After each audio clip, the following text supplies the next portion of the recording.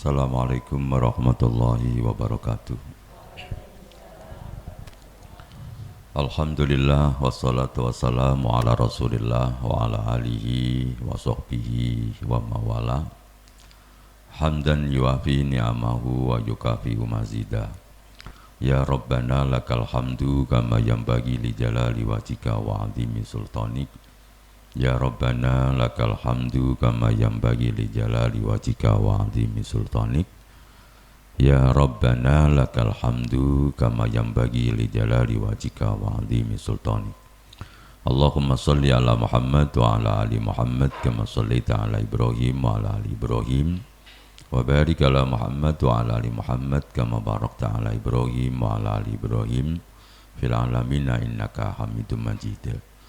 Assalamualaikum warahmatullahi wa rahmatullahi wabarakatuh. Assalamu alaina wa ala ibadillahi sholihin. Amma ba'd, ibu-ibu sekalian yang dirahmati Allah Subhanahu wa taala. Yang pertama mohon maaf karena suara saya agak serak-serak basah gitu. Kalau nanti hilang basahnya tinggal seraknya. Mudah-mudahan pertemuan ini mengantarkan kita semua menjadi orang-orang yang khusyuk di dalam sholatnya. Mengapa? Karena khusyuk itu adalah tanda kita ini sukses di dunia sekaligus nanti selamat di akhirat.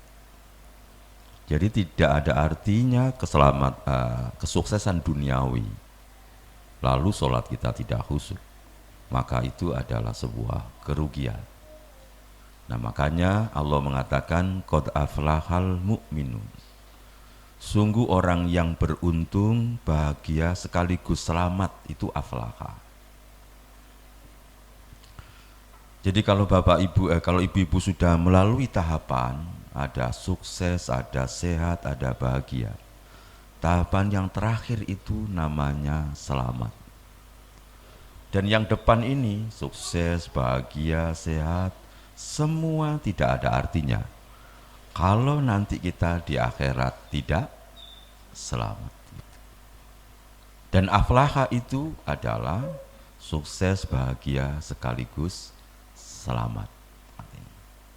Siapa di antara mereka tandanya? Alladzina hum fi sholatihim khoshi'un. Yaitu mereka orang yang di dalam sholatnya mereka itu khusyuk. Kalau di dalam bahasa Arab itu ya, khoshi'un itu di dalam bahasa Arab itu isim fa'il. Artinya bukan kadang-kadang khusyuk, tetapi perilaku mereka itu selalu khusyuk di dalam sholatnya. Dan itu yang paling repot. Nah, gitu. Jangankan yang mendengarkan, yang ngajar juga repot. Gitu. Jadi khusyuk itu paling apa? Ya paling repot itu. Tetapi tidak ada yang repot kalau Allah membantu kita. Nah, gitu. Tidak ada yang sulit kalau Allah membantu kita. Nah, maka itulah penting kita meminta bantuan kepada Allah Subhanahu wa taala. Nah, makanya kita perlu punya doa gitu.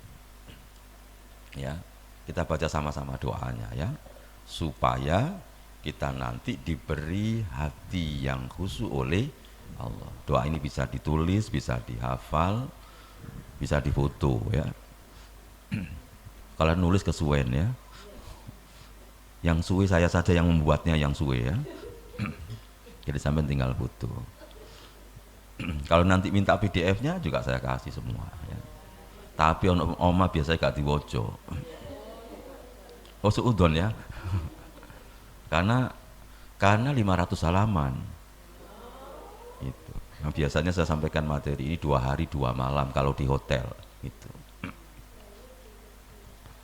Sekarang di Al-Irsad ya 1,5 jam ya saya sampaikan pucuk itu gitu. Sudah cukup. Kita baca sama-sama ya. Nah, silakan semuanya lihat layar. Yang di bawah lihat layar ya, jangan tidur.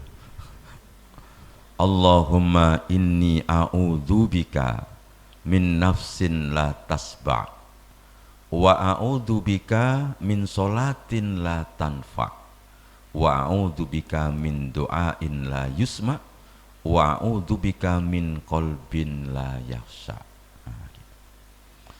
Allahumma ya Allah, aku berlindung kepadamu, inni a'udzubika, sungguhnya aku berlindung kepadamu, min nafsin la tasba, dari hawa nafsu yang tidak pernah kenyang, tidak pernah puas. Wa a'udzubika min sholatin la tanfa, dan aku berlindung kepadamu dari sholat yang tidak bermanfaat. Wa a'udzubika min doa, dan aku berlindung kepadamu ya Allah dari doa la yusma, yang tidak didengar. Dan yang paling penting yang terakhir, wa a'udzubika min qalbin la yakhsha, dan aku berlindung kepadamu ya Allah dari hati yang tidak khusyuk.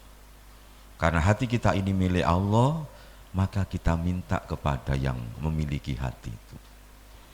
Karena yang mendatangkan cinta dan benci di dalam hati itu adalah Allah. Kenapa kita mencintai seseorang? Itu karena Allah mendatangkan. Meskipun kadang-kadang orang lain itu melihatnya gak pantas. Bojone sing wedok dukur, sing lanang endek gitu. Gue pengen apa ceritanya ya kok iso cinta. Kenapa? Karena Allah yang mendatangkan. Kalau Allah mendatangkan cinta, mendatangkan khusyuk, itu tidak sulit.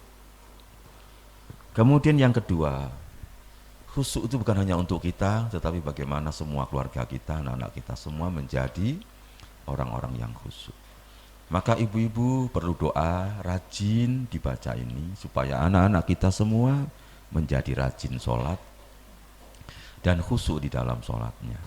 Seperti doanya Nabi Ibrahim ketika beliau baru saja membangun Ka'bah, kemudian mendoakan anak-anaknya, keturunannya. Kita baca sama-sama, ayo. Rabbi ja'alni muqimas sholati wa min dzurriyyati Rabbana wa taqabbal du'a Rabbana ufirli wali walidayya walil mu'minina yauma yakumul hisab. Nabi Ibrahim aja minta loh. Nah kalau ibu-ibu itu khusyuk gak minta kepada Allah, itu berarti ibu-ibu lebih hebat dari Nabi Ibrahim gitu. Coba perhatikan doanya. Robbi wahai Tuhanku, ija'alni, jadikan aku ini muqimas sholati, seseorang yang mendirikan sholat dengan sempurna, itu namanya muqimas sholat. Cara mengartikannya begitu, yang mendirikan sholat dengan sempurna. Loh Nabi Ibrahim minta gitu. Berarti kalau ibu tidak minta kepada Allah itu lebih hebat, berarti lebih khusyuk daripada Nabi Ibrahim. Nah, gitu. Wa min dzurriyyati, dan mudah-mudahan semua keturunan-keturunanku juga mendirikan sholat. Rabbana, wahai penguasa kami, wahai Tuhan kami, wa taqabbal doa, terimalah doaku. Nah setelah minta untuk diri kita sendiri dan keturunan kita, lalu kita mohon ampun. Rabbana ufirli, wahai Tuhan kami, ampunilah saya, wali walidayya, dan kedua orang tua saya, walil mu'minin, dan semua orang yang beriman. Nanti pada hari ketika perhitungan itu ditegakkan, ketika semua amal itu diaudit, dihitung. Berarti ibu-ibu kalau berdoa itu jangan egois, tetapi berdoalah untuk dirinya, keturunannya, dan semua orang-orang yang beriman. Kenapa? Karena nanti kita semua kepingin masuk surga. Dan kalau sampai entok yang masuk surga nanti sepi kan kancane. Loh kan begitu. Loh apa enak? Banyak fasilitas, banyak makanan sama ke omah dewe, enak enggak? Loh gak enak gitu. Maka kita doakan semua orang supaya masuk surga. Yang enggak ngaji kita ajak ngaji. Nah, gitu. Jadi ini goal, tujuan dari materi kita ini supaya kita khusyuk, selamat masuk ke dalam surga. Tidak sendirian, bersama anak keturunan kita, sekaligus bersama teman, sahabat, dan orang-orang yang beriman. Nah, itu hati kita harus kita buka begitu secara lapang. Sehingga nanti kita mendapatkan kebahagiaan. Kalau orang itu suka mendoakan orang lain selamat, orang lain bahagia, maka kita akan selamat dan kita akan bahagia. Gitu. Lalu sekarang khusyuk itu apa? Nah, gitu ya. Kita awali dulu dengan pengertian ya. Khusyuk itu apa? Definisi khusyuk ya. Khusyuk itu berapa huruf? Loh kok 6 ya apa sih? Oh ya bener ya, 1, 2, 3, 5 apa 6? Khusyukun. Khusyuk bahasa Arab maksudnya.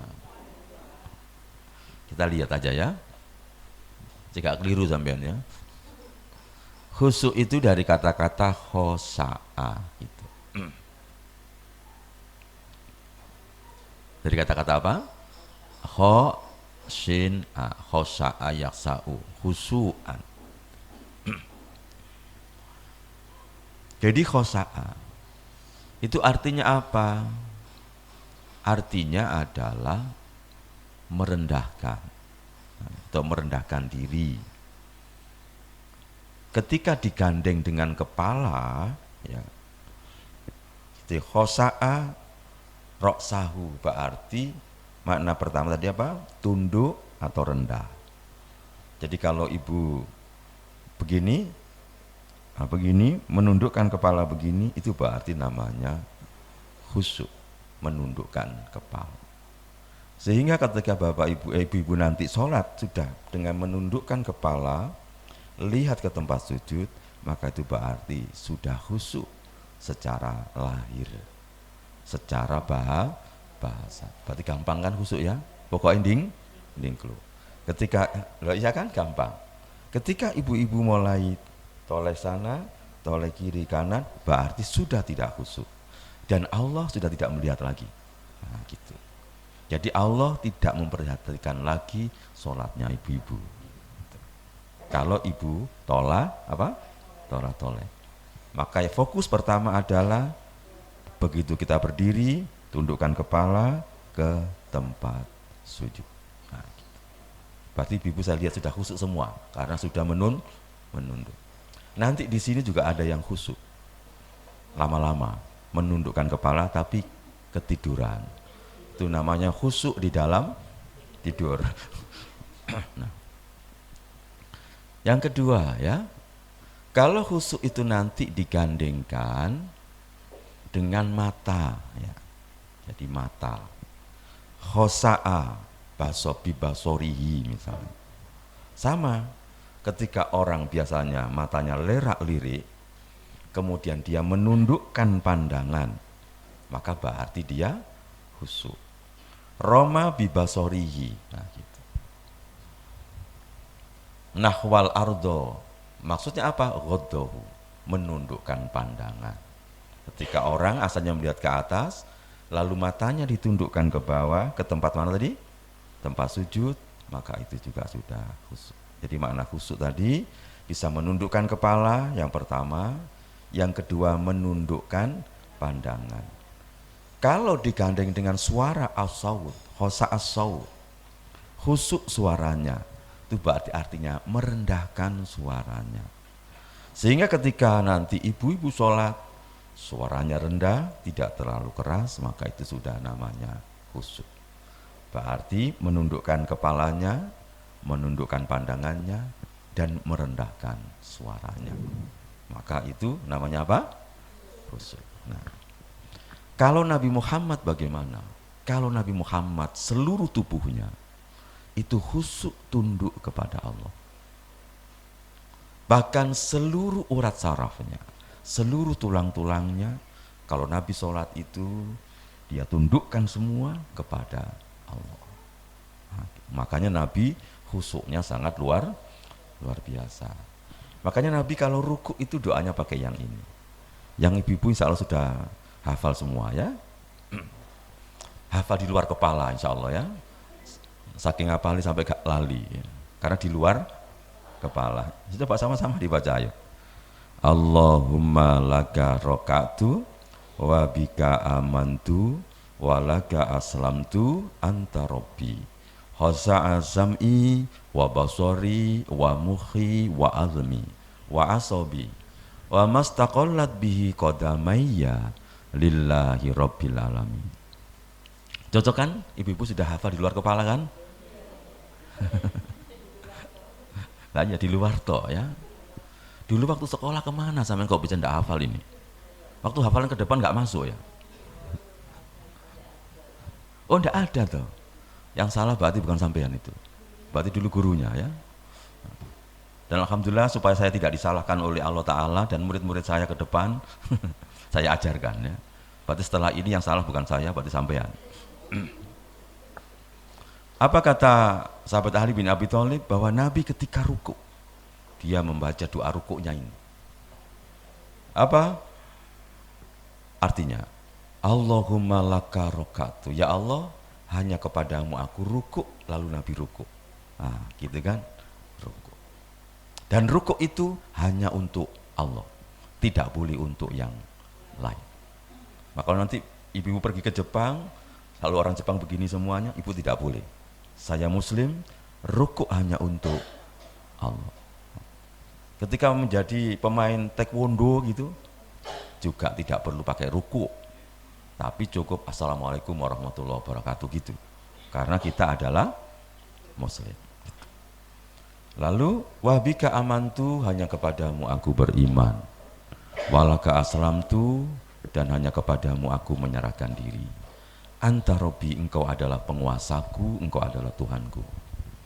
Hosa asab, perhatikan, tunduk khusuk pendengaranku, wabasori, dan tunduk khusuk penglihatanku, wa mukhi, dan tunduk khusuk otakku, wa admi, dan tunduk khusuk tulang-tulangku, wa asobi, dan tunduk khusuk kepadamu urat sarafku, wa mastaqallat bihi qadamaya, dan semua tubuh yang ditandu bebannya oleh qadamaya, oleh kedua telapak kakiku, semuanya aku serahkan lillahi rabbil alamin, kepada yang menguasai alam semesta. Maka syarat sholat khusyuk itu pasti harus tenang dan pelan. Tidak mungkin sholat khusyuk itu dikerjakan dengan cepat dan tergesa-gesa. Dan tidak mungkin ibu-ibu bisa khusyuk kalau tergesa-gesa, apalagi baca rukuknya pakai yang ini. Kan nggak mungkin. Coba. Allahumma laka roka'tu wabika amantu walaka aslamtu. Nah gitu. Kan pasti lama ya. Nah gitu. Maka mulai sekarang tidak mungkin khusyuk kalau sholatnya cepat. Jangan sekali-kali mengatakan, aku lek sholat suwe tambah ngelamun. Itu berarti sampai sama dengan ngenyek Nabi. Kan banyak orang, aku lek imami suwe itu loh tambah apa? Ngelamun gitu. Ngantuk. Padahal Nabi itu sholatnya pasti lama. Kadang baca 100 ayat ketika berdiri. Lalu rukuk, lamanya rukuk hampir sama dengan membaca 100 ayat. Sehingga doa seperti ini Nabi tidak dibaca sekali, diulang berkali-kali. Berkali-kali.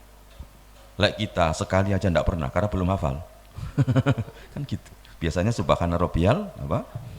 Azim. Itu pun 3 kali dan itu pun cepat. Nah, gitu. Jadi itu ya syaratnya ya, setelah mengerti khusyuk, maka khusyuk itu pasti sholatnya tenang dan pelan. Jadi tidak ada istilah sholat khusyuk itu dilaksanakan dengan cepat. Nah, kalau cepat itu namanya sholatul fatas. Ya, kalau sholat khusyuk itu pasti apa? Jadi pelan. Nah sekarang lalu dari pengertian bahasa tadi, lalu para ulama itu membuat definisi. Kapan sih ibu-ibu itu dikatakan khusyuk? Definisi khusyuk seperti apa? Ya. Misalnya di dalam kitab Al-Khusyuk fi Shalah disebutkan khusyuk fi Shalah itu apa? Hudurul qalbi baina yadayillahi ta'ala mustahdiran likurbihi. Khusyuk itu adalah hadirnya hati hadirnya jiwa. Di hadapan siapa? Di hadapan Allah, serta mendekat kepadanya. Berarti kalau ibu-ibu berdiri sholat, maka hadirkan hati ibu bahwa saya sedang menghadap siapa? Allah.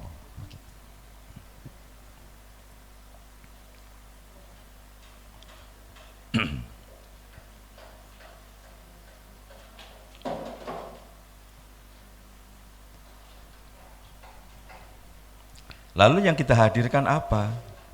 Jadi kita hadir di hadapan Allah, mustahdziran liqurbihi, hadir dan dekat. Nah ketika sholat itulah kemudian setelah hadir di hadapan Allah, ibu baca apa? Allahu Akbar, kan gitu toh? Apa artinya Allahu Akbar? Allah Maha Besar. Berarti seluruh kebesaran itu hadirkan. Allah Maha segalanya, Maha besar, berkuasa atas segala sesuatu, yang menguasai alam semesta, menciptakan langit dan bumi, itu dihadirkan semua. Nah itu akan terasa gitu. Seperti kalau ibu-ibu ini di depan ibu ada wali kota, lalu ibu di depannya atau ibu wali kota, kira-kira kita ini lalu guyo sakarepe dhewe itu berani enggak? Kenapa? Karena kita tahu bahwa dia adalah penguasanya kota Malang.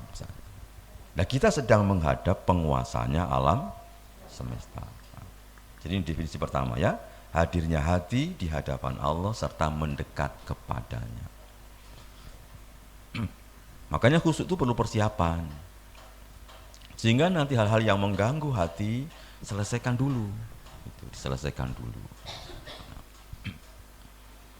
Ya, lalu dilanjutkan. Ya, itu belum selesai ya definisinya ya.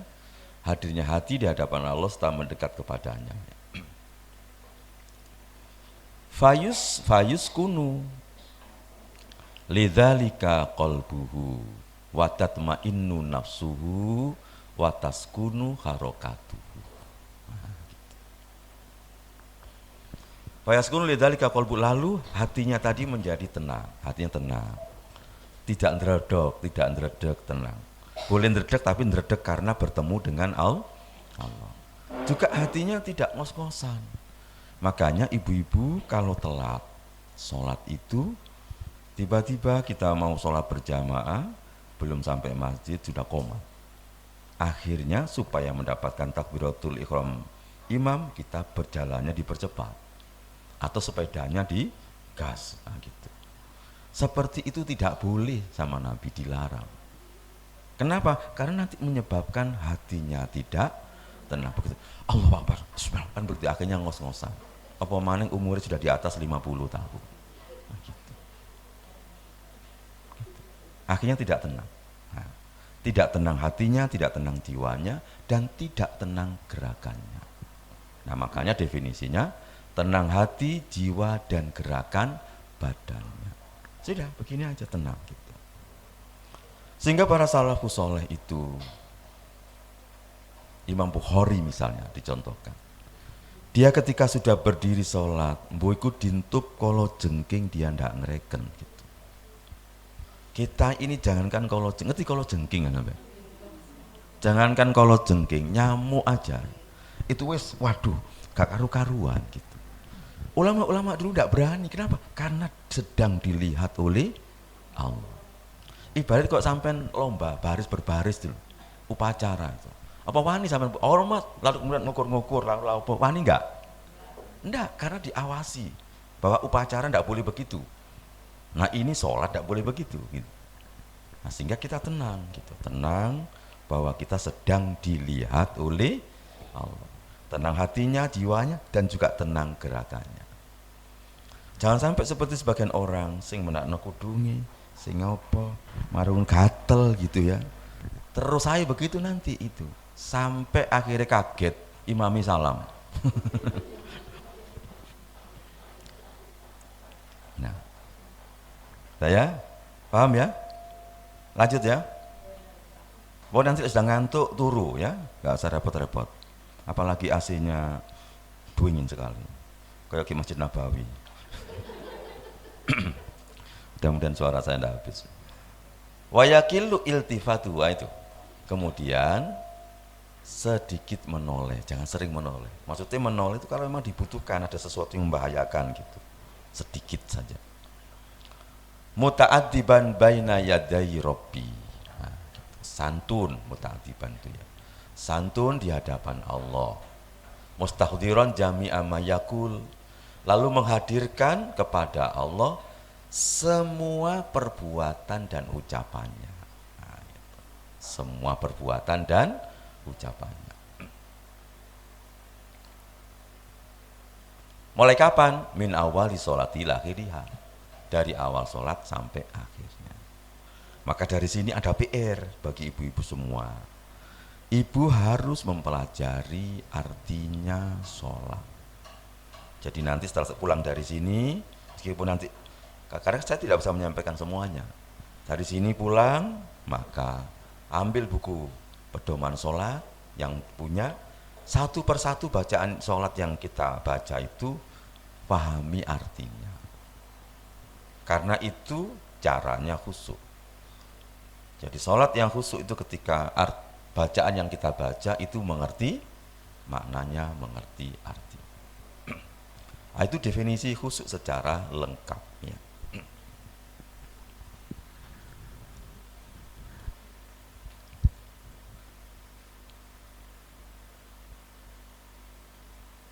Saya coba, ada yang bisa membaca dari awal sampai akhir definisi khusyuk tadi? Ya, bahasa Indonesianya silakan. Bukan, yang langsung definisi syar'i tadi. Ya, coba. Ya.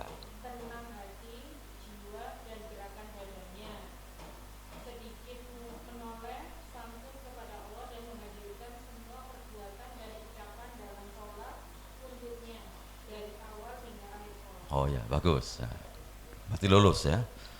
Nah, lulus kita lanjutkan. Kalau nggak lulus kita ulang. Jadi supaya kita paham betul nanti diulang, berarti ada pekerjaan apa? Pekerjaan memahami arti bacaan sholat. Karena yang mengerti itulah nanti yang diterima sholatnya. Yang nggak mengerti enggak. Kenapa? Karena dianggap seperti orang ngelindur, menggigau. Orang menggigau itu kan ngomong tetapi tidak mengerti dan tidak sadar. Maka sholat yang dengan kesadaran itu yang diterima. Kesadaran itu artinya berarti memahami artinya lalu disampaikan kepada siapa? Kepada Allah. Lalu bagaimana definisi Al-Quran ya? Al-Quran menyebutkan wasta'inu bisobri wassalah. Kalau ibu-ibu punya problem, dan semua kita pasti punya problem ya. Angkat tangan yang tidak pernah punya problem, saya kepingin tahu orangnya mana.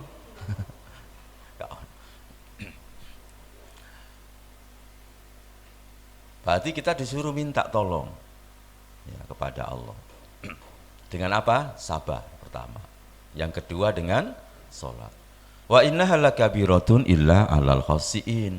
Dan sholat itu urusan yang berat kecuali bagi orang yang khusyuk. Siapa orang yang khusyuk? Nah, ini definisinya. Allah memberikan definisi. Alladzina yadhunnuna annahum mulaqu rabbihim wa annahum ilaihi raji'un. Orang yang khusyuk adalah orang yang yakin dan pasti akan bertemu dan kembali kepada penciptanya, yaitu Allah Subhanahu wa ta'ala. Orang-orang yang meyakini ini, maka pasti sholatnya mereka akan hati-hati. Kenapa? Karena akan dimintai pertanggungjawaban oleh Allah. Maka mereka pasti hati-hati di dalam sholatnya. Nah, yang kedua, ketika dia sedang sholat pun itu, dia sudah merasa hadir dan yakin bertemu dengan Allah di dalam sholat itu. Makanya dia khusyuk karena bertemu dengan Allah. Seperti seorang anak lama tidak ketemu lalu ketemu ibunya. Ketika ngomong itu kan khusyuk. Seperti seorang anak muda bertemu dengan pacarnya. Itu khusyuk sekali. Wong lewat itu gak ro di ngarepe. Mbok kesandung mbok apa dia asik gitu. Sama dengan ibu itu nerima telepon, ditagih orang itu khusyuk sekali. Kenapa? Karena kita khusyuk. Nah, khusyuk begitu. Kalau orang itu khusyuk sehingga dia lupa dengan lingkungan sekitarnya. Dan makanya dia hadir di hadapan Allah yang maha besar. Nah, itu definisi ya. Jadi lalu saya sampaikan nanti beberapa materi dalam training sholat saya biasanya yang saya sampaikan di Gedung Samanta Krida itu. Setahun ini kita libur setahun ya, mudah-mudahan tahun depan mestinya bulan ini, bulan Maret mestinya, Februari atau Maret biasanya, tapi belum ada gedung yang membolehkan karena biasanya kita minimal pesertanya kan 2000 ya. Mudah-mudahan yang lulus dulu ya, sekarang sudah khusyuk sholatnya. Nah, lalu bagaimana khusyuk mengikuti siapa ya?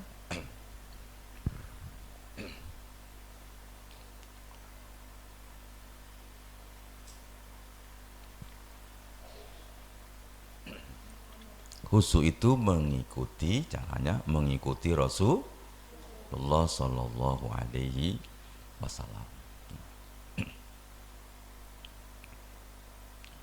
Sehingga nanti ibu-ibu mempelajarinya juga dua aspek ya. Ada aspek gerakan perlu kita pelajari supaya khusyuk.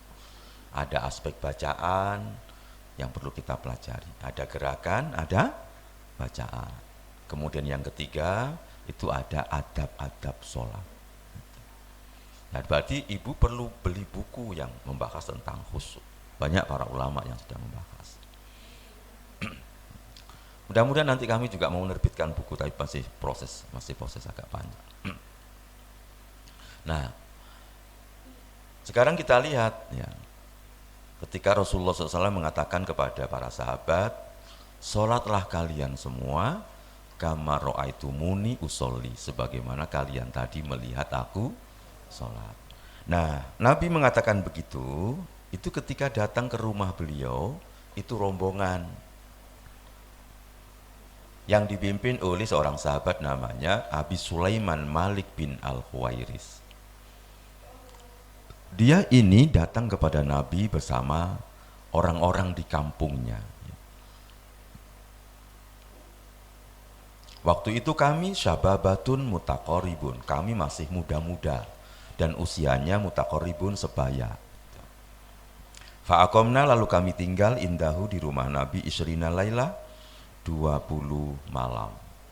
Jadi Nabi istilahnya mondok ya, ini ya, mondok singkat atau shortcourse, kursus singkat tentang Islam di rumahnya Nabi selama 20 malam. Ketika dapat 20 malam, fadhonna annas takna ahlana. Lalu Rasulullah itu melihat kami ini sudah kelihatan rindu kepada istri-istri kami, keluarga kami. Lalu dia bercerita selama bergaul dengan Rasulullah itu bagaimana kesan Malik bin Khuwairis, wa kana rafiqan rahima. Rasulullah itu orangnya lembut, penuh kasih sayang. Itu Rasulullah. Jadi lembut, penuh kasih sayang, sabar. Nah, setelah itu lalu Rasulullah mengatakan begini, irji'u, nah, gitu. Pulanglah kalian semua ila ahlikum, kepada keluarga kalian, fa'alimuhum wa muruhum. Ajari mereka dan perintahkan mereka untuk sholat. Maka nanti ibu-ibu setelah hadir di sini, pulanglah ibu-ibu ke rumahnya masing-masing, ajarkan yang dapat di sini kepada orang lain. Gitu. Yang mau, yang nggak mau, yang nggak usah, nggak mau, ya. Gitu. Bagaimana kalau dicela? Ya itulah resiko. Gitu. Lalu Nabi mengatakan apa? Wasallu kama ra'aitumuni usolli. Maka nanti kalian sholatlah di rumah-rumah kalian sebagaimana kalian tadi semua melihat aku sholat. Jadi tata caranya. Maka dari situlah kemudian yang dilihat dalam sholat itu apanya? Ya, yang dilihat adalah gerakannya. Dari situlah artinya apa? Gerakan itu penting.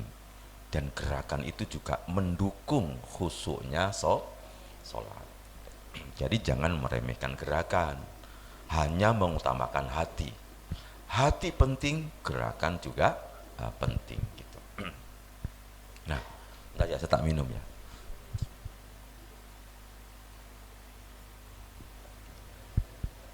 Nah, wa idza hadaratis shalah. Dan ketika sudah hadir waktunya sholat, fal yu'adzin, maka hendaklah ahadukum, seseorang di antara kalian, mengumandangkan azan. Summa liya ummakum akbarukum, maka hendaklah yang paling tua di antara kalian itu menjadi imam. Nah, gitu. Maka dari sini apa? Dari hadis inilah maka sebagian ulama mengatakan laki-laki itu wajib sholat berjamaah. Nah, gitu. Kenapa? Buktinya di situ bahwa Nabi tidak menyuruh nanti kalau sudah datang waktu sholat, pokoknya kalian semua sholat. Sakarepe wis pokoknya sholat. Tapi Nabi tidak mengatakan begitu. Salah seorang di antara kalian mengumandangkan azan dan yang paling tua menjadi imam. Maka dari situ itu penting bagi kita yang punya anak laki-laki harus dirayu supaya sholatnya di masjid. Yang punya suami laki-laki dan pasti laki-laki juga harus dirayu supaya suaminya 5 waktu itu sholatnya di masjid. Ya apa caranya sampai lebih tahu gitu. Nah, kenapa? Karena kalau sholat di masjid itu kalaupun khusyuk gak nemen-nemen pasti dapat pahala. Tetapi kalau sholat sendiri satu belum tentu. Nah, gitu. Kenapa? Karena sholat ini penting, ini yang mengantarkan kita nanti selamat dunia, selamat di akhirat. Dan alangkah bahagianya kalau kita bersama istrinya, bersama anaknya, ketemu semuanya nanti di surganya Allah Subhanahu wa Ta'ala. Jadi kesimpulannya, gerak lahir ya, gerak lahir ubudiyah sholat sama pentingnya dengan gerak batin ubudiyah sholat. Jadi ibadah sholat, gerakan lahir penting, gerakan batin juga penting.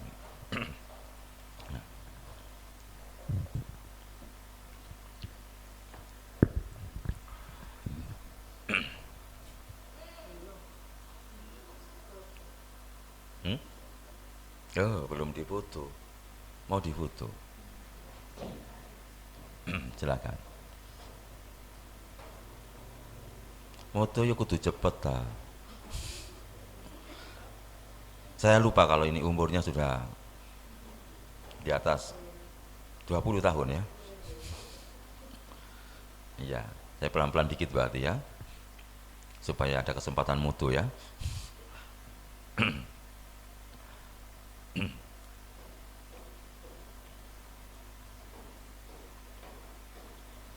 Kita lanjutkan dengan persiapan ya.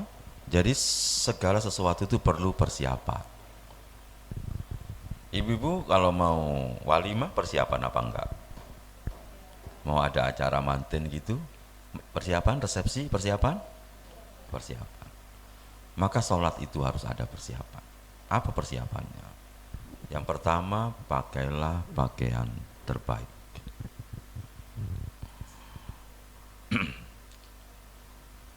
Saya ingin tanya, kebanyakan orang mau resepsi sama mau sholat, bagus mana pakaiannya? Apakah ada di dalam Al-Quran, kalau kamu mau resepsi pakailah pakaian terbaik? Ada enggak? Yang ada apa? Yang ada malah, ya bani Adam khudu zinatakum inda kulli masjidin. Wahai anak cucu Adam, pakailah perhiasan terbaik kalian setiap kali datang ke masjid. Maka mulai sekarang belilah mukena yang paling baik untuk sholat. Karena itu kita gunakan untuk menghadap Allah. Gitu. Sehingga kalau ibu pergi kemana-mana, itu hadirkan sebuah pertanyaan. Apakah nanti pakaian saya ini layak untuk menghadap Allah? Nah, gitu. Kalau itu tidak layak, jangan dipakai. Karena kadang-kadang kita di tempat mana itu kita mesti sholat. Makanya orang tua-tua dulu di desa-desa itu mereka lebih menghayati ini daripada anak-anak sekarang. Orang-orang dulu kebanyakan itu bertani. Kalau mereka datang ke sawah, mereka pakai pakaian kerja tetapi di kreseknya ada sarung sama baju. Untuk apa? Pakaian sholat. Kenapa? Karena diperintahkan. Ambil yang terbaik. Perhiasan itu maksudnya apa? Pakailah pakaian yang paling baik. Maka bahasanya pakai zina, perhiasan. Maka jangan sampai suami gowes lalu zuhur mampir pakaian gowes untuk sholat. Lalu mereka tenis gitu. Oh, sudah zuhur, pakaian tenis dibuat untuk sholat. Nah, itu pribadi yang belum taklim, belum mengagungkan Allah. Mestinya dia kalau pakai pakaian tenis ya bawa ganti. Gitu. Maka nanti pergi-pergi ya ditanya suaminya, apakah pakaian yang dia pakai itu nanti layak untuk sholat? Kalau tidak layak ya bawa. Kan gitu. Sehingga begitu waktunya sholat ganti jubah, apa ganti sarung, apa ganti baju. Tapi yang paling hebat sejak dulu adalah ibu-ibu, selalu punya pakaian khusus, namanya mukena gitu. Itu berarti orang tua-tua dulu luar biasa. Padahal ibu-ibu sholat begini kan juga boleh kan, gitu. Tetapi pakai mukena itu berarti ibu namanya perhatian dan mengamalkan ini. Maka mulai sekarang belilah yang paling baik untuk kita persembahkan kepada Allah. Jangan sampai yang sudah item-item lalu ambune kecut gitu ya. Itu juga diumba-umba gitu. Terus alasannya apa? Oh gak didelok uang aja lho. Gak didelok uang tapi didelok Gusti Allah. Oh ini untuk Allah Subhanahu wa taala. Cuma nanti kalau beli mukena belilah yang tebal ya. Jadi yang tebal jangan yang tipis. Belilah warna-warna yang warna boleh selain putih boleh ya. Tetapi jangan yang terlalu banyak warna-warni. Dan tidak boleh yang ada gambar hewan dan gambar manusia ya. Karena sekarang banyak yang gambarnya itu gambar manusia, gambar kupu-kupu gitu ya. Ya jangan ya. Atau cari yang bordil-bordilnya itu jangan yang di pantatnya. Sehingga itu nanti mengganggu orang di belakangnya. Kan kebanyakan bordilnya itu di belakangnya gitu. Lalu orang di belakangnya kan delok Allahu Akbar. Cak jane ketika tempat sujud dia, tapi kan delok bordilane dhisik. Oh kok apik ya bordilane ngono nanti. Setelah itu termikir lagi. Ngene iki piro ya regane. Nah, suwe-suwe ya gak kena ya. Akhirnya sholat tiga khusyuk. Nah, itu dulu yang paling penting ya. Saya kira kita sudah tahu semua bahwa pakaian sholat harus menutup seluruh aurat. Aurat perempuan itu adalah seluruh tubuh kecuali muka dan telapak tangan. Ketika disebut telapak tangan, ulama berbeda pendapat apakah telapak itu ini saja bang. Maka pakai pergelangan sudah bagus ya, sudah cukup. Gitu. Sebagian ditutupi atasnya juga tidak apa-apa ya. Nah itu kalau perempuan. Saya kira sudah ngerti semuanya ya. Nah, yang paling penting apa ya? Sampai Rasulullah itu dalam khutbahnya, beliau melihat ada seorang laki-laki yang datang dari kebun, lalu dia langsung Jumatan. Gitu. Apa kata Nabi? Ketika seseorang di antara kalian itu sholat, hendaklah memakai dua pakaiannya. Gitu. Oh bukan yang ini, satunya lagi. Hendaklah memakai dua pakaiannya. Kenapa? Maksudnya tidak boleh pakai satu, sarungan tok. Seperti orang dulu kan sarungan tok. Meskipun secara aurat sudah sempurna. Makanya orang umroh itu kalau laki-laki pakaiannya dua, atas sama bawah. Ketika permulaan dia tawaf itu disuruh buka lengannya. Nah, lengannya kan dibuka, bahunya sini. Tapi begitu sholat disuruh nutup. Karena apa? Karena kamu tidak berakhlak kalau punggungmu kelihatan ketika sholat. Makanya Nabi mengatakan, pakailah pakaian itu saubai. Saubai itu dua pakaian. Kenapa? Karena Allah harus menjadi prioritas bagi kalian untuk berhias. Sehingga ketika ibu-ibu berpakaian, itu berarti saya ini berhias untuk Allah. Sehingga nanti sewaktu-waktu saya mampir di masjid, pakaian yang saya pakai ini layak untuk bertemu menghadap Allah. Itu penting gitu ya.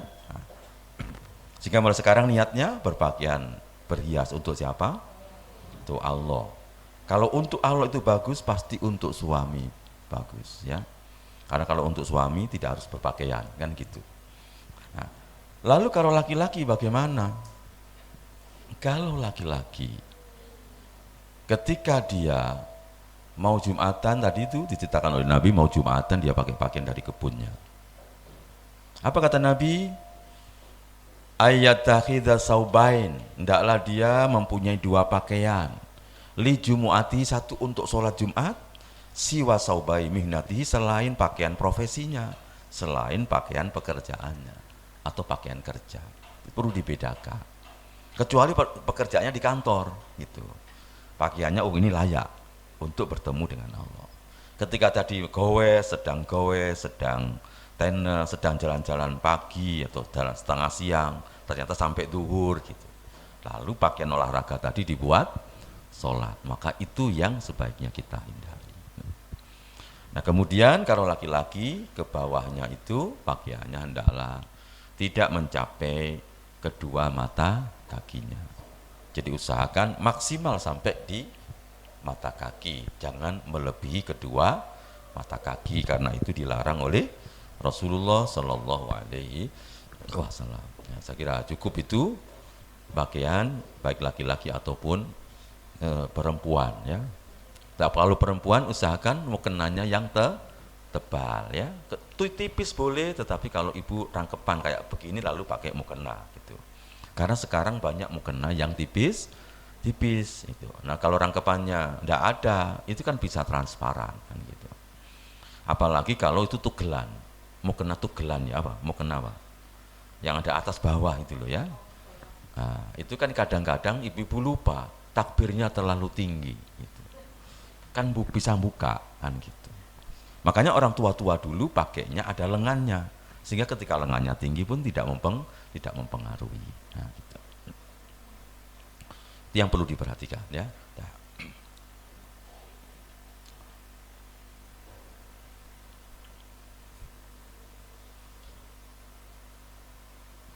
Kemudian kita lanjutkan bahwa sholat itu dilaksanakan dengan berdiri. Saya kira kita semua sudah tahu bahwa sholat wajib harus dengan berdiri. Kalau sholat sunnah itu boleh dilaksanakan dengan duduk, tetapi pahalanya dikurangi 50%. Falahu nisfu ajril qaim. Sholatnya orang duduk pahalanya 50% dibandingkan orang yang sholat dengan berdiri. Nah, gitu ya. Ya. Nah, justru yang paling penting apa? Jadi yang paling penting sekarang bagaimana ibu-ibu tadi mempersiapkan diri ketika berdiri, jangan langsung takbir gitu, ya. Kenapa kita perlu persiapan? Karena kita akan menghadap Allah. Kata Allah, hafidhu ala sholawat wa sholatil wusta wa qumu lillahi qanitin. Jadi peliharalah sholat yang 5 waktu, terutama sholat yang tengah. Sholat yang tengah itu adalah sholat asar, dan laksanakan sholat itu dengan berdiri. Nah, bagaimana supaya khusyuk ketika kita berdiri sholat itu? Maka ada beberapa hal yang perlu kita renungkan ya. Ibu-ibu ketika berdiri sholat menghadap siapa tadi? Ya, ingat, lalu kita ingat bahwa Allah itu adalah As-Somad. Sehingga ketika kita sholat itu, karena semua kita punya problem dan semua kita punya masalah, biasanya orang itu kalau punya masalah sholatnya lebih khusyuk, kan begitu ya. Nanti lewat duwe ya lali sholat. Gitu. Maka ingat, seperti surah yang ibu-ibu sering baca, Qul huwallahu Allahus Somad. Jadi sudah berdiri dulu dengan tenang, hayati bahwa saya akan menghadap Allah As-Somad. Yang As-Somad itu artinya bahwa Allah itu yang memenuhi seluruh kebutuhan saya. Cita-cita saya, keinginan saya, kebutuhan saya, semua itu dipenuhi oleh Allah. Dan Allah punya sifat As-Somad, yang artinya apa? Memenuhi semua kebutuhan hambanya. Berarti ibu berdiri menghadap siapa? Menghadap zat yang memenuhi kebutuhan kita.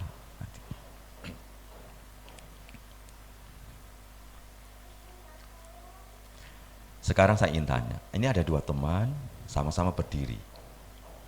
Yang satu dulu pernah memenuhi kebutuhan kita ketika kita dalam kesulitan, yang ini tidak. Yang lebih sampai hormati yang mana? Membantu. Dan kalaupun kita diminta membantu dia, kita dengan sukarela dan dengan senang hati sebagai ungkapan rasa terima kasih kita kepada dia. Lalu apa ada yang banyak membantunya kepada kita dibandingkan Allah? Apa ada? Jawabannya pasti tidak ada.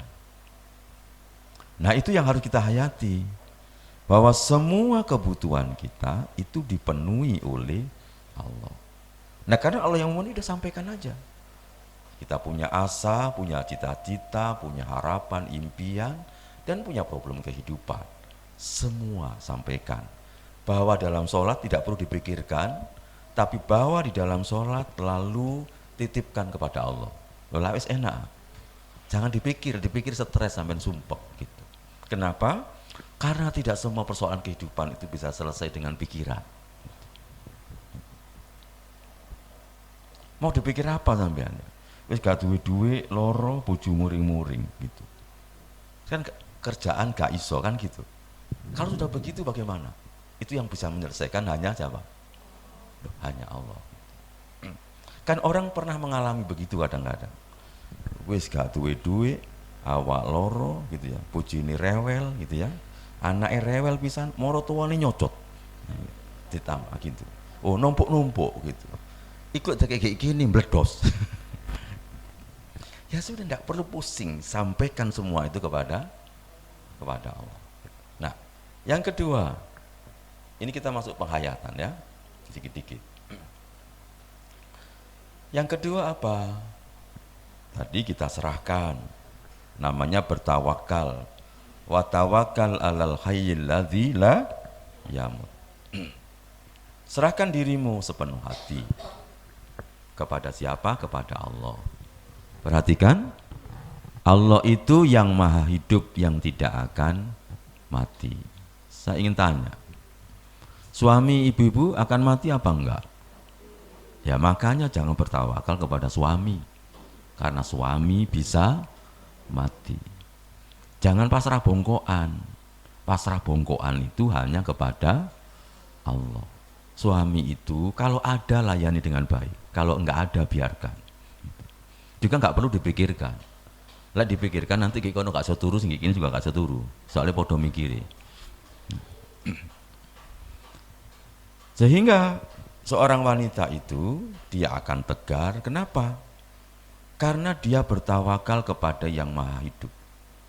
Ketika satu saat ditinggal suami, tidak masalah. Karena rezeki itu bukan dari suami, tetapi rezeki itu berasal dari Allah yang tidak pernah mati. Nah, gitu.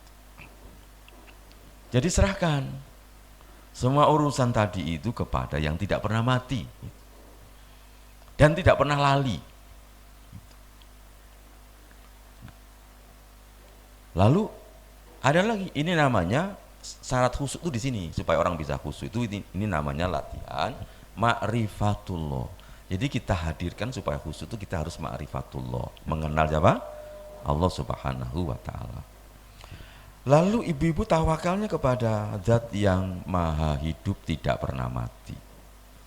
Dan zat yang maha hidup tidak pernah mati ini salah satu sifatnya yang lain, Al-Aziz, yang maha perkasa, Ar-Rahim, sekaligus penyayang. Sudah perkasa tetapi penyayang. Padahal orang perkasa, kalau orang itu kebanyakan sombong. Tapi Allah itu kalau Aziz seringnya digandeng dengan Hakim atau Rahim. Allah itu perkasa bijaksana, Allah itu perkasa dan penyayang.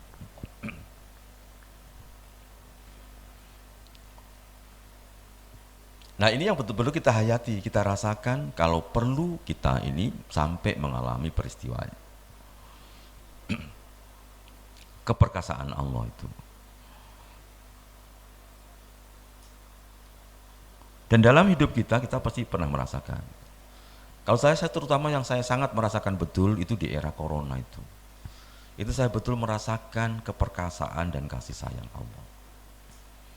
Bagaimana ketika saya ini corona itu kan tidak ada pengajian sama sekali. Lalu saya juga pas lagi tidak punya uang, karena waktu itu punya uangnya cuma 6 juta. Mau pelatihan sholat di Kalimantan tidak jadi. Nah, kemudian yang pelatihan sholat di Kalimantan itu dia bilang tidak punya dana karena saya bawa 4 orang ke sana. Dia tidak mampu untuk membackup pesawatnya. Saya katakan seluruh biaya pesawat itu nanti saya biaya sendiri gitu. Maka saya belikan semua teman-teman 4 orang, dan kemudian kurang 1 minggu acara ada corona, wurung acaranya. Jadi kemudian tiketnya ya wis gak jadi, gak duwe-duwe kan gitu.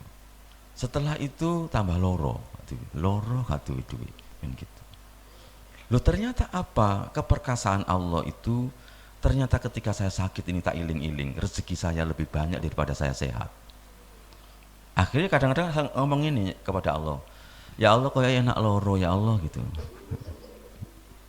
Tapi jangan teman-teman gitu ya. Jadi itu Allah Maha apa? Perkasa ya. Kita tambah lagi ya. Lalu ketika kita sedang sholat itu harus kita hayati Allah yang Maha Perkasa, Maha Hidup, tidak pernah mati tadi. Alladzi yaroka, yang sedang melihat kamu, berarti melihat ibu-ibu. Kapan? Hina takumu, ketika berdiri. Ini kepada Rasulullah dulu. Dialah Allah yang melihat kamu Muhammad ketika kamu berdiri. Wa taqallubuka fisajidin, ketika kamu sujud lalu bangun dari sujud lagi, maka itu Allah melihat kamu.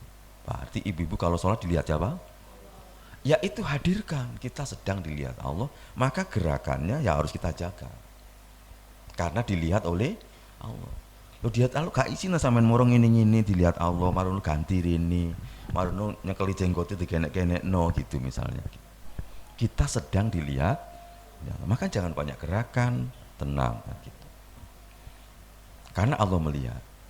Di samping melihat apa? As-Sami'ul Alim, Maha mendengar seluruh ucapan, doa ibu-ibu, permintaan ibu-ibu, puja dan puji ibu-ibu kepada Allah semua didengar gitu. Sampaikan dong, semua didengar kok. Dan doa ibu-ibu dalam sholat itu pasti dikabulkan. Apa? Pasti? Diulang ya yuk. Pasti? Pasti? Iya, itu yang harus diyakini. Cuma berupa apa itu terserah Allah berupanya. Karena doa itu pasti dikabulkan, cuma berupa 3. Persis seperti permintaannya, segera dicairkan. Lalu yang kedua, dicairkan di akhirat. Kemudian yang ketiga, dicairkan berupa apa? Terhindar dari bencana dan malapetaka. Dan itu pasti, cuma berupa 3. Nah, lalu kenapa tidak semuanya sesuai dengan keinginan kita? Karena tidak semua keinginan kita itu baik bagi kita. Karena yang tahu baik bagi kita itu hanya Allah gitu. Saya ini lama loh minta kepada Allah itu namanya iMac. Itu harganya 100 juta. Gitu.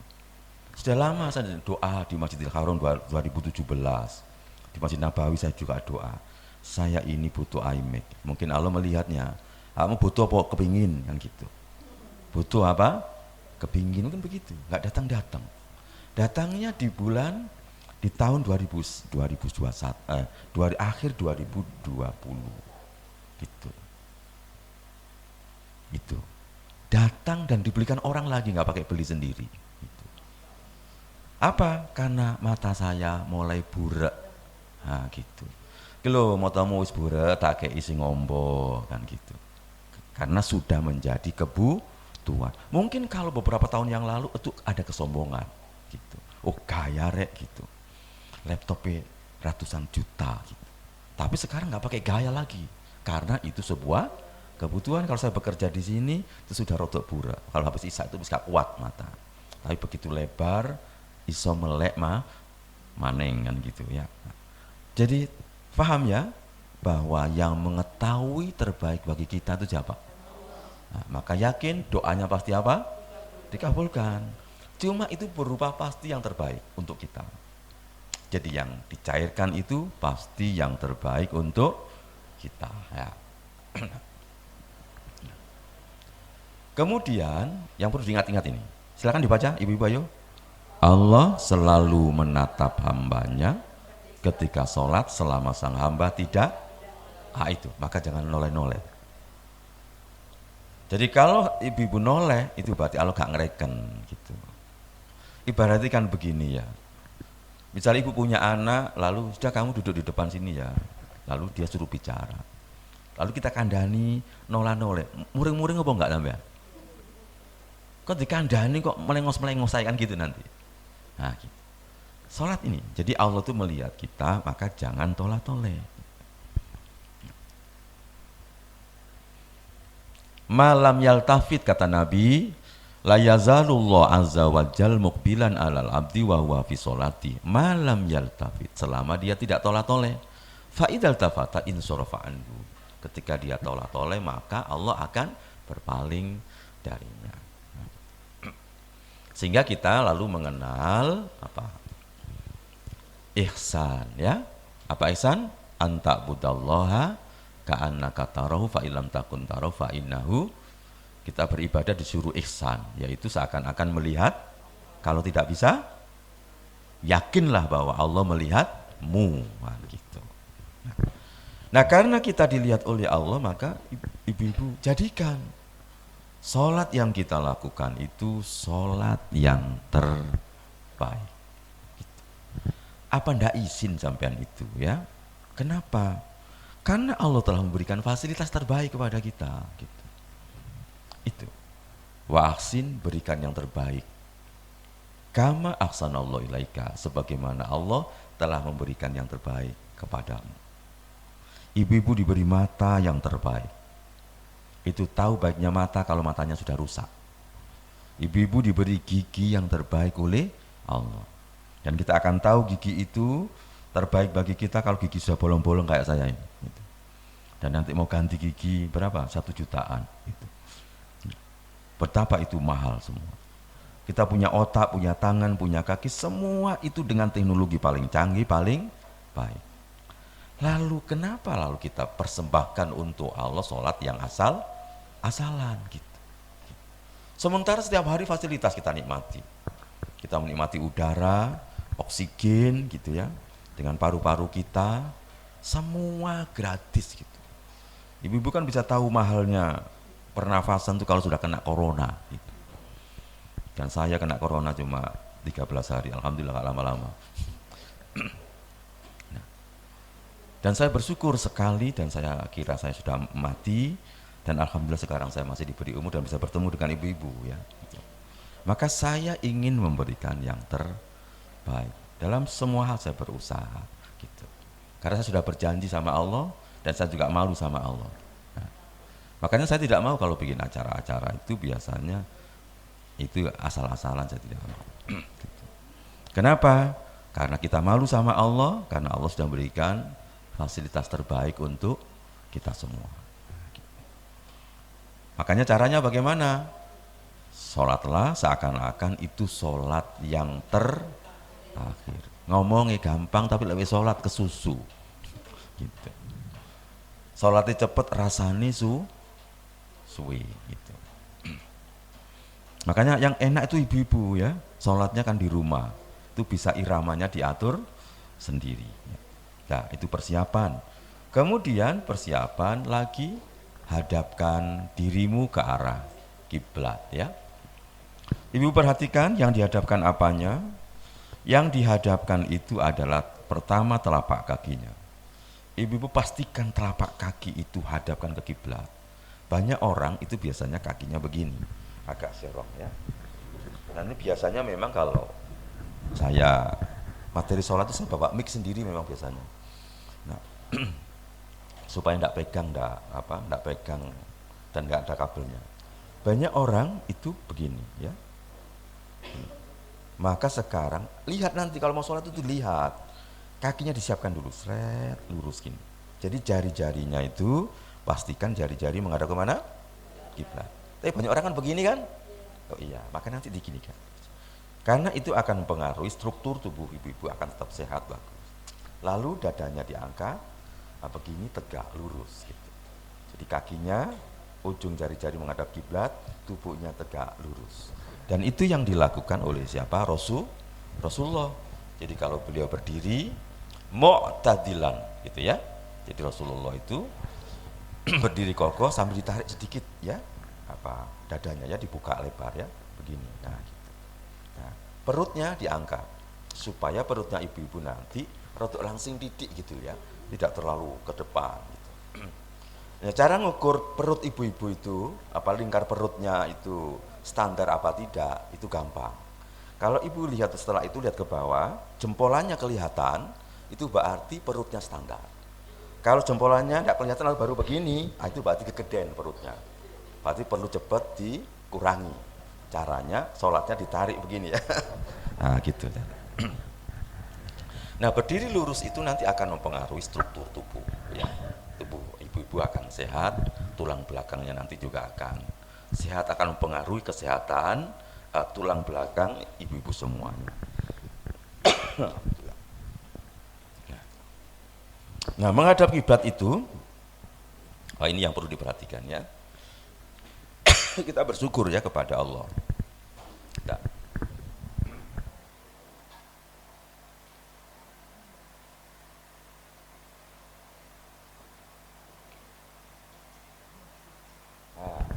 Perhatikan, karena ibu-ibu itu sekarang semuanya pegang HP dan semua orang kena radiasi itu.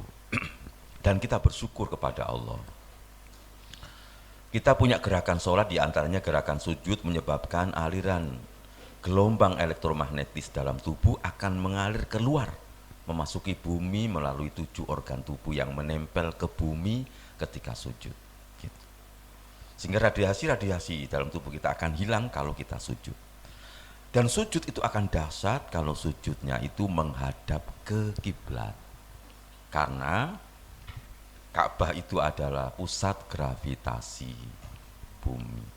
Makanya nanti sujudnya yang lama, ya, rukuknya yang lama, sujudnya yang lama. Ya, kalau ibu-ibu sholat sendiri paling tidak 5 kali, kemudian kalau capek 15 kali, kalau lagi migrain pusing maka 35 kali seperti dalam biasanya pelatihan sholat itu kita latihannya berapa? 35 kali. Maka insya Allah nanti itu akan lama-lama akan hilang. Biasanya kalau 4 rakaat hilang, atau kadang-kadang perlu 8 rakaat kalau sholat duha ya. Banyak sekali para peneliti yang meneliti tentang itu ya. Dan kemudian nanti punggungnya bapak ibu-ibu sekalian itu kalau rukuknya lama maka tidak mudah kena osteoporosis ya. Kalau kecedit itu gampang, nanti kecedit bismillah, maka rukuklah yang lama, insya Allah keceditnya akan balik, saraf kejepitnya itu akan kembali. Dan itu untuk menjaga supaya ini gak gampang dengkeen ya. Nah itu maka rukuklah yang lama. Nah, itu penelitian-penelitian bahwa anak yang sholatnya sebelum usia 10 tahun tidak ditemukan linu pinggulnya gitu ya. Nah, jadi artinya semakin kecil orang itu sholat maka dia akan semakin sehat. Sehingga kalau saya melihat punggungnya ibu-ibu tahu saya, oh ini sholatnya ketika pensiun, ini enggak gitu ya. Nah, gitu.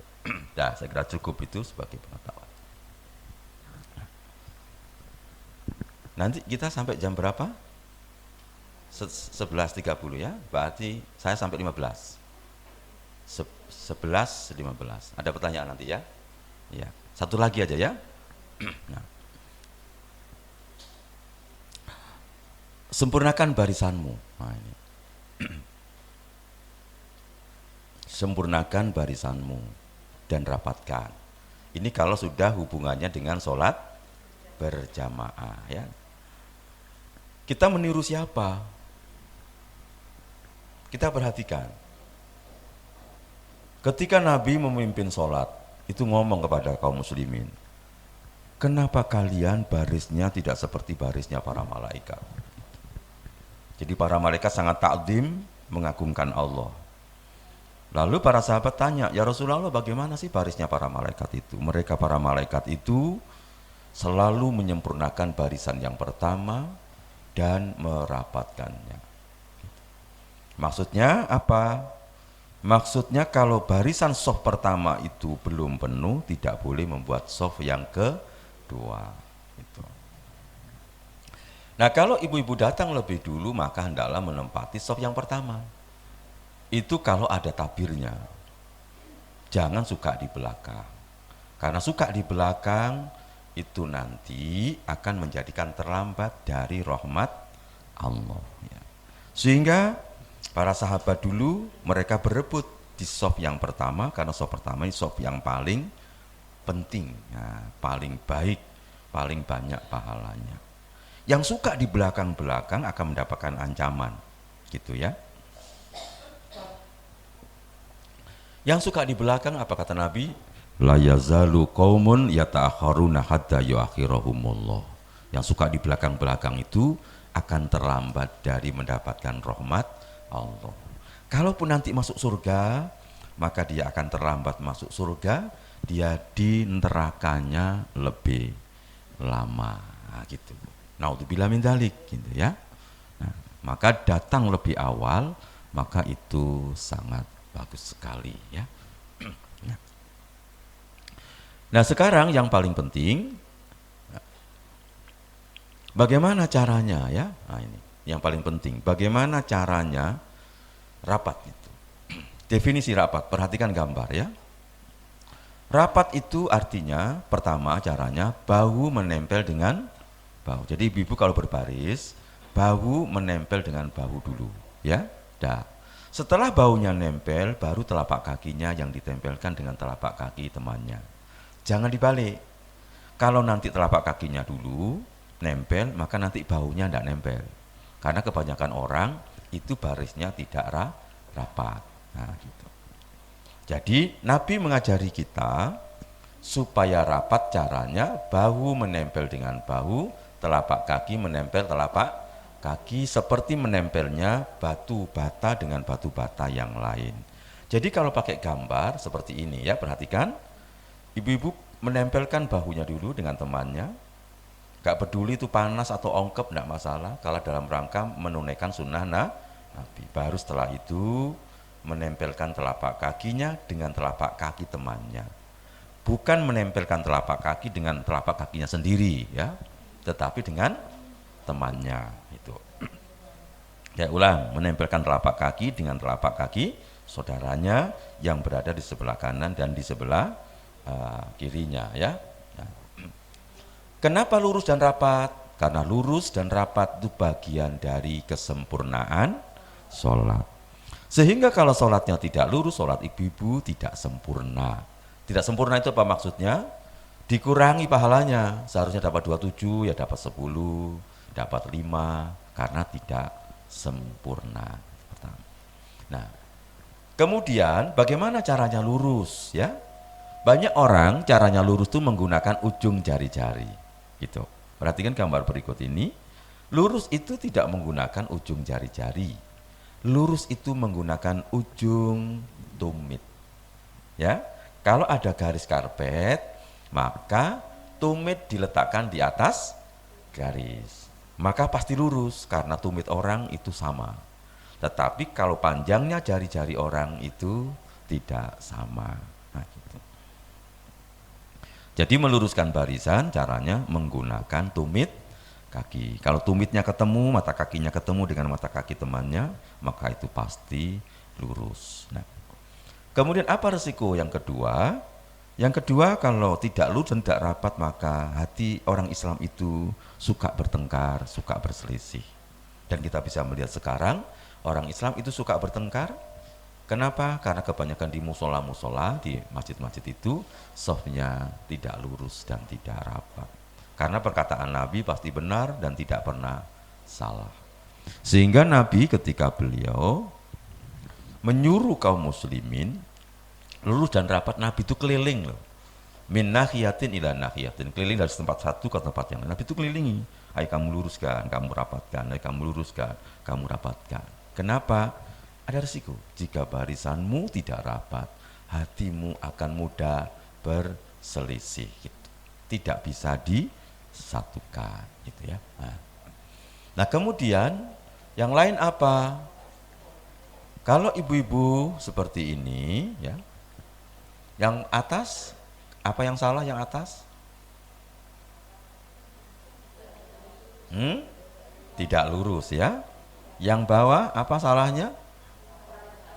Ya, rapat untuk dirinya sendiri. Yang terakhir apa salahnya? Ya, sajadahnya lebar sehingga teman yang kiri kanan bisa sungkan. Apalagi wongi muring-muring gitu ya. Sajadahnya boleh si anyar gitu. Makanya kalau bawa sajadah letakkan di depan saja supaya tidak mengganggu orang lain ya. Nah, gitu. Apa resikonya? Kalau terputus seperti itu maka terputus dari rahmat Allah. Maka ibu berusaha sambung supaya ibu mendapatkan sambungan rahmat ya. Yang menyambung barisan akan tersambung dengan rahmat Allah yang sempurna lagi lengkap. Tetapi jika seperti ini, perhatikan gambar, ini sholatnya para menteri ini. Cuma saya tidak tunjukkan wajahnya, nanti sampai dibully saya nanti ya. Nah, perhatikan, itulah akhirnya kemudian Indonesia kurang mendapatkan rahmat yang sempurna dan keberkahan dari Allah. Lalu setan itu akan keluar masuk di antara barisan. Nah, gitu. Itu resikonya. Nah, jadi makanya di zaman Nabi gitu ya, di zaman Nabi itu ada pegawai soft. Jadi para sahabat itu mempunyai pegawai soft gitu. Karena pentingnya ini ya gitu. Nah, jadi kesimpulannya yang terakhir ya, kesimpulannya adalah kalau ibu-ibu sholat berjamaah tidak lurus, tidak rapat, itu maka sholat jamaahnya tidak sempurna. Kemudian yang kedua, hatinya sulit disatukan. Yang ketiga, terputus dari rahmat Allah. Yang keempat, setan keluar masuk dalam barisan ya. Lalu apa faedahnya secara apa? Secara medis? Kalau ibu gandeng-gandeng maka itu akan menjadi lebih sehat. Nah, begitu ya. Saya kira cukup ini sampai di sini. Nah, mudah-mudahan ini bermanfaat bagi kita semua.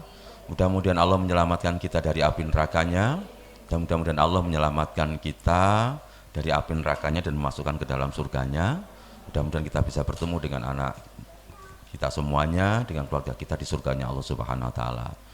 Yang terakhir, mudah-mudahan Allah memberikan hati yang khusyuk kepada kita semuanya. Terima kasih, mohon maaf kurang lebihnya. Hadanallahu wa iyyakum ajmain. Assalamualaikum warahmatullahi wabarakatuh.